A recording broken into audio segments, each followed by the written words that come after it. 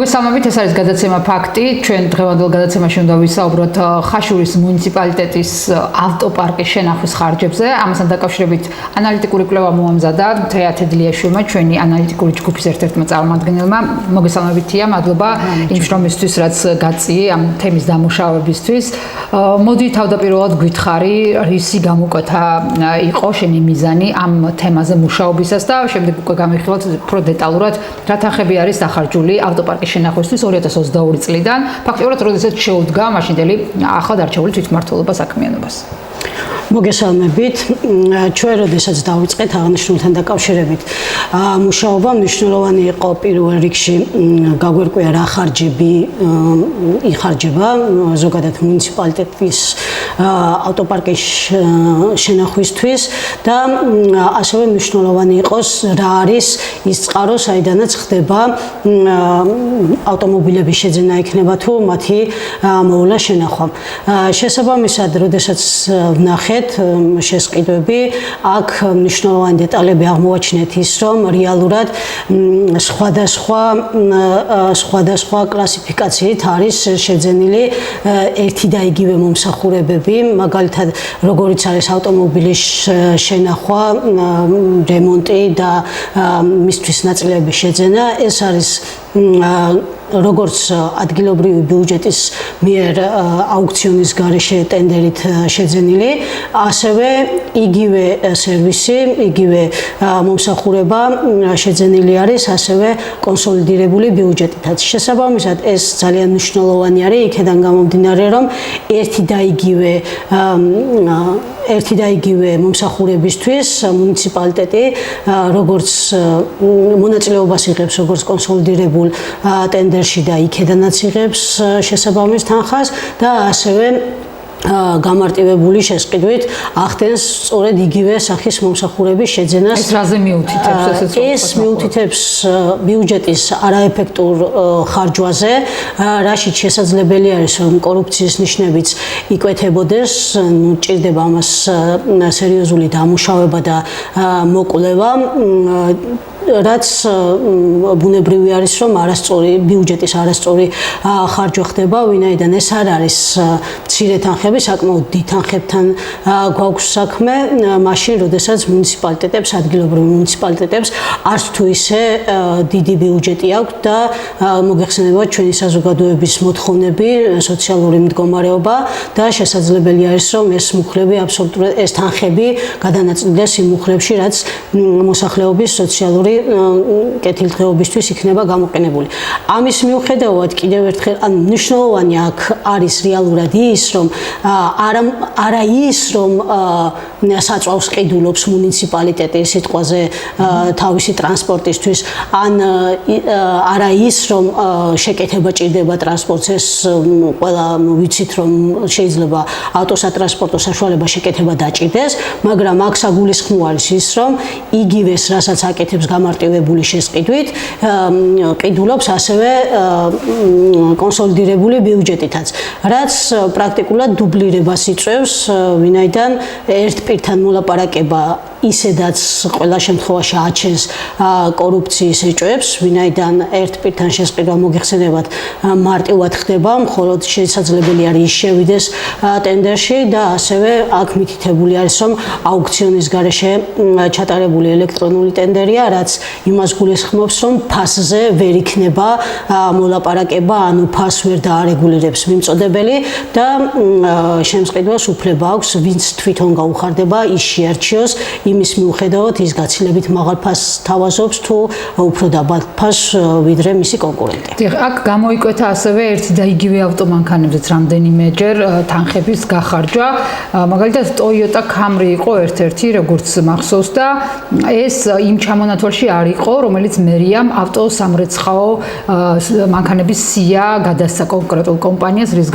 რომელთათვისაც სჭირდებოდა ეს მომსახურება. ანუ აქ ჩნდება ეჭვი, რომ ეს მანქანა არ ირეცხება ხდება, ან საერთოდ არ არსებობს და ნაწილები რისთვის შესაძლებელი არის რეალურად ანუ არ არის გამორიცხული მოგვედაონ იმაზე რომ ავტომობილს შეიძლება რეცხავდეს თვითონ ძღოლი მაგალითად თუმცა თუ გავითვალისწინებთ რა რაოდენობის თანხა არის კონკრეტულად ამ ავტომობილზე დახარჯული ქამზე არის მაქვს საუბარი მაშინ დიდი ალბათობით იღებდა რეცხვის დიდი ალბათობით უნდა მიიღო რეცხვის სერვისიც ამასთან მნიშვნელოვანი არის რომ ძალიან დიდი თანხები, საკმაოდ დიდი თანხები არის გახარჯული ავტომობილების შეკეთებისთვის, რაც არარეალურ ფასთან არის და კი ბატონო და ხშირად ხდება. ეს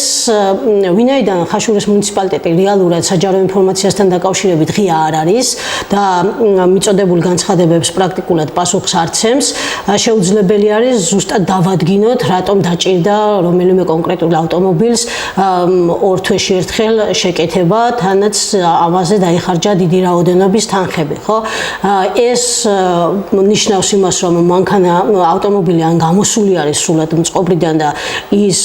გადაადგილებისთვის უარგისია, ან შემთხვევა ავტოავარია, რომელიც დიდი ალბათობით შეიძლება დაიმალოს და შემდეგ შეკეთდა. ან სხვა ამ საკმაოდ დიდი თანხები, რომელიც იხარჯება ავტომობილის შეკეთებისთვის, რეალურად არ უნდა ჭირდებოდეს მუნიციპალიტეტის ბალანსზე არსებულ ავტოსატრანსპორტო საშუალებას, რადგან აქ შეკეთება გვაქვს როგორც მითითებული გვაქვს მელე ცხრილებში გვაქვს ანუ ერთი თვის გამოშვებით, ერთი თვის გამოტოვებით და როცა წინა თვეს ჩაუტარდა ვთქვათ სრული შეკეთება ავტომობილს, შეუძლებელი არის ერთ თვეში იმაზე გაცილებით მეტი თანხა დაჭირდეს კიდევ მის შესაკეთებლად. ალბათ არსებობს საერთო გარემოებები, რის გამოც ხაშურის მუნიციპალიტეტი არაერთი მოთხოვნისა და შეხსენების მიუხედავად მხოლოდ იმას პასუხობენ, რომ აი მერთან არის უკვე თქვენი პასუხები, ხელი აქვს მოსაწერი და აუცილებლად დაგიბრუნდება, თუმცა 7 ივლისის მერე რამდენი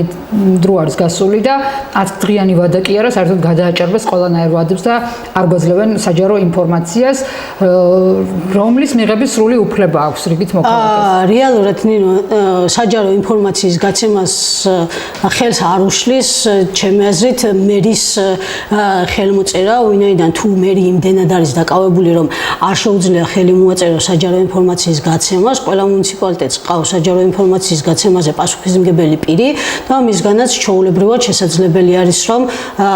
მოქალაქემ მიიღოს პასუხი მისი ხელმოწერით და არის აუცილებელი მასზე აუცილებლად მერმა მოაწეროს ხელი და მხოლოდ ამის შემთხვევაში მოხდეს ინფორმაციის გაცემა. ეს კიდევ ერთხელ ამასთან ჩვენ გამოთხოვილი გვაქვს მხოლოდ ისეთი ინფორმაცია, რომელიც საჯაროდ უნდა იყოს, ისედაც გამოცხადებული და ხელი უნდა მიუწვდებოდეს დაინტერესებულ ყველა მოქალაქეს, შესაბამისად ასეთი ჩაკეტვა მუნიციპალიტეტების განსაკუთრებით ხაშურის მუნიციპალიტეტზე მაქვს ამ შემთხვევაში საუბარი, ნიშნავს იმას, რომ ვერც ერთი თანამშრომელი თუნდაც საჯარო ინფორმაციას, მათ შორის საჯარო ინფორმაციის გაცემაზე პასუხისმგებელი პირი ვერ იღებს გადაწყვეტილებას მისცეს თუ არა მოქალაქეს ესა თუ ის ინფორმაცია, რაც რეალურად გამჭვირვალობას უნდა უწყობდეს ხელს და სხვა არაფერს. დიახ, და ამ სტატიაში ერთ-ერთი გამორჩეული საკითხი არის საწვავი, სადაც ძალიან სოლიდური თანხები არის 2022 წლიდან დღემდე დახარჯული. რამდენად შესაბამისობაში არის, თუნდაც ის ავტომანქანების ჩამონათვალი რაც გვაქვს აქ და შემდეგ ამ მანქანებისთვის შეძენილი საწვავის მაჩვენებელი, რამდენად შეესაბამება. საწვავი მე ვიტყოდი რომ არა მხოლოდ ხაშურის მუნიციპალიტეტში რეალურად ჩვენ რეალობაში საქართველოს რეალობაში სერიოზულად მტკივნეული საკითხი არის ვინაიდან ძალიან დიდი რაოდენობით ხდება საწვავის დახარჯვა აქ ჩვენ მითითებული გვაქვს უფრო ანუ სტატიაში უფრო გაცილებით ნაკლები არის მითითებული საწვავთან დაკავშირებით ეს არის ელექტრონული ტენდერი აუქციონის გარეშე თუმცა ასევე საწვავი მუნიციპალიტეტს შეძენილი აქვს კონსოლიდირებული ტენდერითაც ვისოლი არის აქ გამარჯვებული და შესაბამისად თუ დავაჯამებთ საკმაოდ დიდი რაოდენობით მივიღებთ ან თანხობრივად ავტოპარკის შენახვა მათ შორის საწვავიანად მილიონ ლარზე მეტი უჯდება ხაშურის მუნიციპალიტეტს და დამთანხმებით რომ მილიონი ლარი არ არის პატარა თანხა საკმაოდ დიდი თანხა არის მით უმეტეს ხაშური არ არის დიდი მუნიციპალიტეტი და ბიუჯეტურადაც მნიშვნელოვანი არის რომ 1 მილიონი საკუთარი მოსახლეობისთვის იქნეს თქვათ გამოყენებული ვიდრე საწვავში და ავტომობილების შეკეთებაში მათ ბალანსზე არსებული ავტომობილების შეკეთებაში შესაბამისად ის რაც მითითებული გვაქვს კონკრეტულ სტატიაში აქ კიდევ უფრო მცირე რაოდენობით არის თაშკილად არის და ბოლოში წერია რომ 1,33,365 არის ჯამში ეს არის მხოლოდ ავტოპარკინგისთვის და ვფიქრობ რომ ძალიან კოლოსალური თანხა არის პატარა მუნიციპალიტეტის ყვალობაზე. მით უფრო რომ რეალურად ბალანსზე არსებული მანქანები ავტომობილები ხაშურის მუნიციპალიტეტს არც თუ ისე ბევრი ყავს და შესაბამისად საწვავის მოხმარება ამ ავტოპარკთან შედარებით გაცილებით მაღალი არის ვიდრე რეალურად უნდა მოიხმარდეს ამ რაოდენობის ავტომობილები და ტენდერი ელექტრონული წესით რაც გამოცხადა აუქციონის გარეშე, აქაც იყო ერთ-ერთი საეჭვო გარემოება, ერთი და იგივე პიროვნებისთვის არის ეს ყველაფერი მიზანმიმართულად ასეთი შტაბ-ბიჭდილება რჩება გამოცხადებული და 12 ამ ელექტრონული ტენდერიდან 11-ში არის ეს თეიმურაზ ლომუაშვილი თუ არ ვცდები ინდმეწარმე, რომელმაც ხაშურის მუნიციპალიტეტიდან მიიღო გარკვეული თანხები 2022 წლიდან ჩნდება ეს ინდმეწარმე და თან საინტერესოა რომ ეს ადგილობრივი მეწარმე არის და 2021 წელს ირიცხება როგორც მეწარმე ინდმეწარმე და შემდეგ აფორმებს პირდაპირ ხელშეკრულებებს ხაშურის მერიას. კი ბატონო, ზუსტად ამიტომ ვიძახდი რომ სხვადასხვა საშუალებით ანუ სხვადასხვა ტიპის შეძენი ტენდერებით რეალურად გადაფარული არის ერთი და იგივე მომსახურება, ანუ შესყიდული არის ერთი და იგივე მომსახურება. ის რომ ერთი და იგივე პირი არის გამარჯვებული, ეს ანუ ელექტრონული ტენდერი აუქციონის გარეშე არის პრაქტიკულად გამარტივებული შესყიდვა, როგორც გითხარით, აუქციონის გარეშე ჩატარებული ტენდერის შემთხვევაში ფასების თამაში არ ხდება, ანუ ვერ შესთავაზებს სხვა მიმწოდებელი გაცილებით ნაკლებ თანხას. შესაბამისად, აქ მუნიციპალიტეტს აქვს სრული უფლება ის იქნას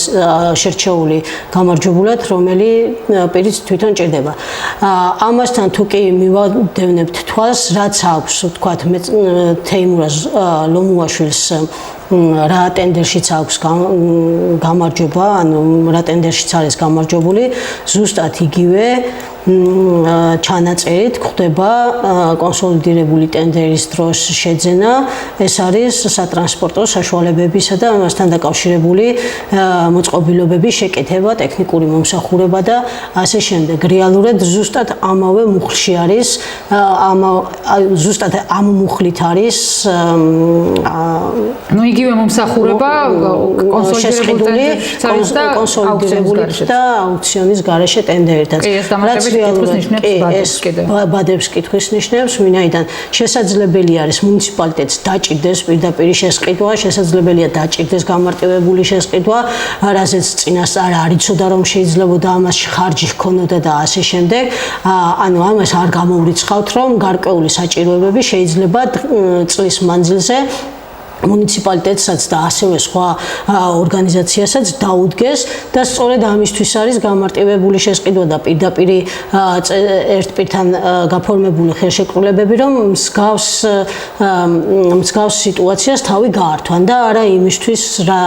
მომსახურება შესყიდულია კონსოლიდირებული ტენდერიდან, ამისთვის არ არსებობს ეს გამარტივებული შესყიდვა. მას აქვს აბსოლუტურად სხვა დატვირთვა,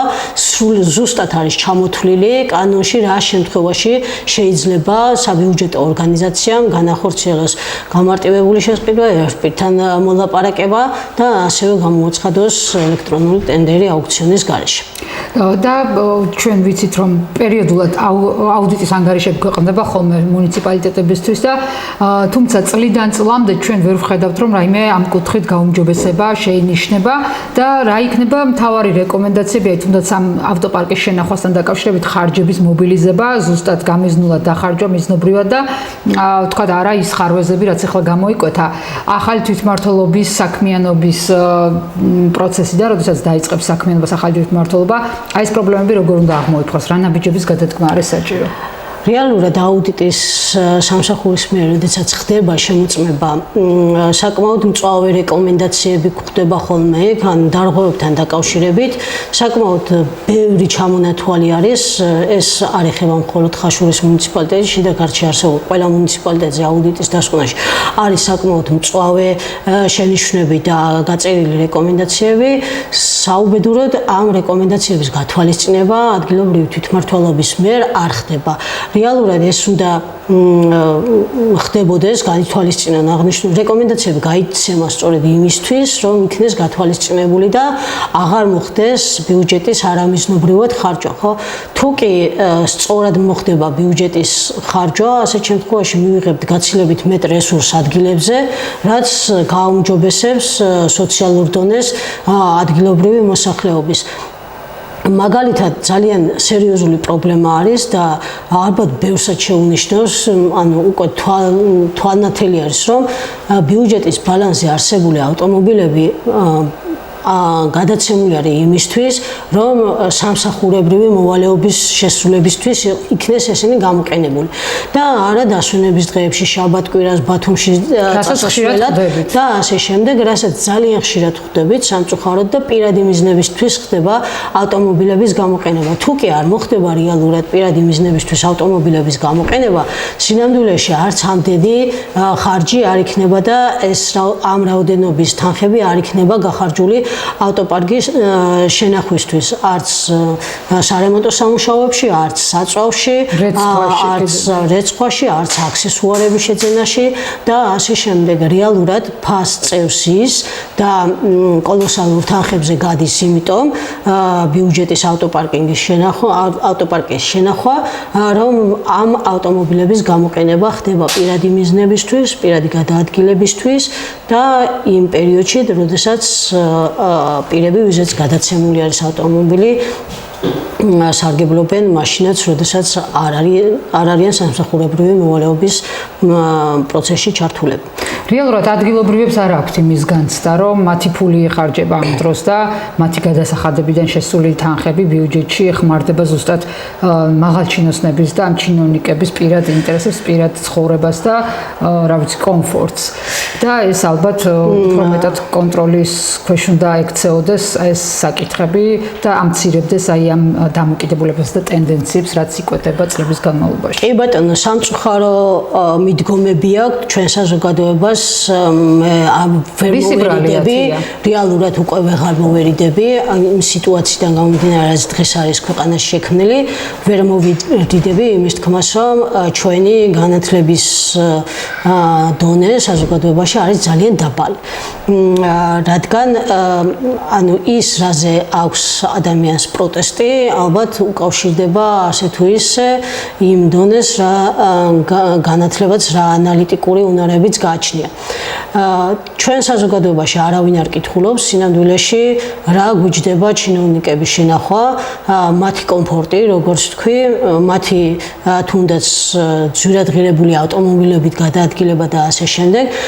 დამეთანხმებით, რომ არ არის აუცილებელი, ვთქვათ, რომელიმე სამსახურის უფროსი მაინც და მაინც ჯიპის ტიპის მანქანით გადაადგილდებოდეს, ხო, შესაძლებელია ის გადაადგილდებოდეს ჩვეულებრივი სედანი სედანის ტიპის მანქანით, რაც გაცილებით ნაკლები დაუჯდება მუნიციპალიტეტს როგორც შეძენა, ასევე მისი მოვლა პატრონობა და ასევე საწვავი. თუმცა ამას არ აკეთებს რატომღაც საბიუჯეტო ორგანიზაციები და რეალურად შენაძენი გვაქვს ავტომობილების ისეთი, რაც ზუსტად იმ ევროპაზე, რომელზეც ეს ხან რას მოიფიქრებენ და ხარას მოიგონებენ იმისთვის, რომ ხალხს წარმოდგენა დააკარგვინონ, იმ ევროპის ქვეყნებში მაღალჩინოსნები და თანამდებობის პირები ფეხით გადაადგილდებიან, ველოსიპედებით გადაადგილდებიან, ცხენებით გადაადგილდებიან და აქვთ იმის განცდა, რომ აი ამ საკუთარი ქვეყნის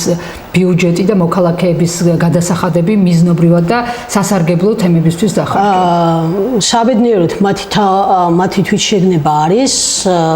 იმ დონეზე, როდესაც იციან, რომ ისინი არიან ხალხის მიერ დაქირავებული ადამიანები, რომლებიც უნდა ზრუნავდნენ ადგილობრივ მოსახლეობაზე. ჩვენ შემთხვევაში ჩვენ საზოგადოებაში ეს მიდგომა სამწუხაროდ არ გვაქვს. აქ პირიქით გვაქვს საზოგადოებასაც კი აქვს ის განცდა, რომ ვინაიდან ვიღაცა არის მერი, არის საკრებულოს თავმჯდომარე და ასე შემდეგ, ის პირიქით უნდა სარგებლობდეს ასეთი კომფორტით და სწორედაც რომ უნდა გადაადგილდებოდეს მაღალ ბიუჯეტიანი ავტომობილებით. ეს არის რეალურად პრობლემა. მე ამაში ვხედავ პრობლემას, რომ საზოგადოება არ სვამს სწორ აქცენტებს, თუმცა კიდევ იმასაც უნდა მივაქციოთ ყურადღება, რომ სამთავრობო პროპაგანდა მუშაობს ძალიან აქტიურად, ძალიან კარგად და სამწუხაროდ ძალიან ბევრი ადამიანი არის პროპაგანდის ზეგავლენის ქვეშ. მაშინ, როდესაც სოციალურ ქსელებში შეხვდებით კომენტარებს, რომ თურმე არასამთავრობო ორგანიზაციები ფლანგავენ ფულს, რომელიც რეალურად დონორებისგან აქვთ მიღებული და მათი გადასახადებიდან მიღებული ფული არ არის, და იმისი კონტროლის სურს საზოგადოებას და გონიათ რომ რაღაცა არის გაუმჭვირვალე და ამას მიუღებლად თვლიან, ზუსტად იგივე საზოგადოების ნაწილი ვერ ხედავს პრობლემას იმაში, რომ თავისი გადასახადებით შევსებულ ბიუჯეტს ვიღაც ხარჯავს არამიზნობრივად. აი ეს პრობლემა გვაქვს, რეალურად გვაქვს ანალიზის სერიოზული გამჭვირვალობა ვის ჭირდება რეალურად, აი ამ პატარა სტატიიდანაც თუ კი ჩვენ ვინმე დაინტერესდება და ჩაიხედავს ნებისმიერი მუნიციპალიტეტის ბიუჯეტში, ნახავს, რომ გამჭვირვალობა ჭირდება ადგილობრივ ბიუჯეტს, ადგილობრივი მუნიციპალიტეტების ბიუჯეტს, რომლებიც გაურკვეველი მიმართულებით ხარჯავენ თანხებს, ან და ხდება დუბლირება, ან და ხდება კორუფციული გარიგებები და ასე შემდეგ, ვიდრე იმ არასამთავრობო ორგანიზაციების ბიუჯეტს, რომლის ბიუჯეტი ისედაც ღიაა, ყველა ორგანიზაციას, ვისაც ეხლა ხელისუფლება ედავება, საჯაროდ დევს თავისი ხარჯვითი ნაწილი, ასევე ისინი არიან გადამხდელები და შესაბამისად ყველა თეთრი დეკლარირებული აქვთ. ამასთანავე დონორი ორგანიზაციები კატეგორიულად ითხოვენ სრულად წარუდგინო ანგარიში, რაში მოხდა მათ მიერ გადმოცემული თანხის გახარჯვა და იქ ერთ თეთრსაც ვერ გახარჯავ სხვა რაიმესთვის არამიზნობრივად და არამიზნობრივად არა, მხოლოდ სხვა მუხლშიც კი ვერ გადაიტან ვერანაირი თანხას, თუ კი ამაზე თვითონ დონორი არ იქნება თანახმა. შესაბამისად, არასამთავრობო ორგანიზაციის გამჭვირვალობა, ვითომ და გამჭვირვალობა არის სამთავრობო პროპაგანდის ნაწილი, თითქოს და ისინი გაუმჭვირვალედ ხარჯავენ თანხებს, მაშინ როდესაც საბიუჯეტო ორგანიზაციები რეალურად ხალხს პარავენ ფულს, პირდაპირ რეალურად ხალხს პარავენ ფულს, ვინაიდან ხდება აი აბსოლუტურად არამიზნობრივი ხარჯვა, რაც შესაძლებელი არის, რომ ბევრ კარგ საქმის კეთებას მოხმარდეს. ეს იყო ძალიან მცირე ნაწილი ერთი კონკრეტული მუნიციპალიტეტის, ხაშურის მუნიციპალიტეტის კონკრეტული საკითხის, ამ შემთხვევაში ავტოპარკის შენახვის ხარჯები და სპეციალისტები თუ კი ჩაუჯდებიან და დეტალურად მუხლობრივად განიხილავენ იმ ბიუჯეტს, რომელსაც წლის ბოლოს ამბობენ რომ 100%-იანი ათვისება აქვს და რეალურად როგორ არის გადათამაშებული კიდევ თანხების ძალკე საკითხია. ძალიან ბევრ ხარვას დაინახავენ და უნდა დადგეს დრო ერთხელ და სამუდამოდ იმისთვის რომ განცდა გქონდეთ იქ დასაქმებულ თუნდაც არჩეულ ხელისუფლების წარმომადგენლებს რომ ეს არის ხალხის ფული და ისინი არიან ხალხისგან დაქირავებული პირები, რომლებიც უნდა ემსახურებოდნენ ხალხს და მიზნობრივად ზუსტად იმ მიმართულებით ხარჯონ თანხები, რისთვისაც არის კონკრეტულად გაწერილი. თია თედლიაშვილი საუბრობდა ჩვენთან ერთად კონკრეტულად ხაშურის მუნიციპალიტეტში ავტოპარკის შენახვის ხარჯებზე. მადლობა თია, ძალიან საინტერესო იყო. ჩვენ კი სხვა თემებით დაგიბრუნდებით ისევ გადაცემაში ფაქტი დროებით.